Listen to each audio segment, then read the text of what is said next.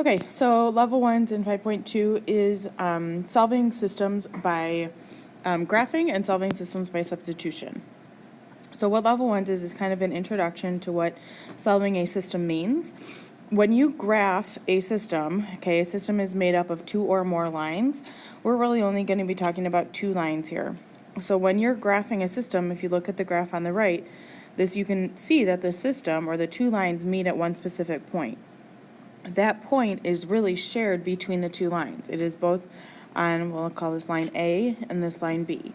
So that point is on both of those lines, and since it's on both of those lines, it's a solution to those 2 equations. And so we say that the point 2, 6 is the solution. Now in number 2, it's asking if a point is a solution, and if it is a solution, it's got to be true for both the, we'll just label these blue and red. So what I mean by true is when I plug in 8 for the x and 4 for the y, that it's going to equal 52. So let's see if that happens. 5 times 8 plus 3 times 4, that should equal 52, and that's what we're going to answer here. So this is 40 plus 12, and that equals 52.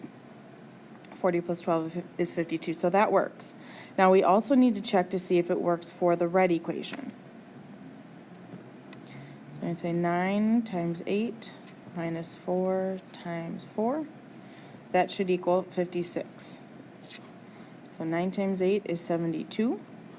Minus 16.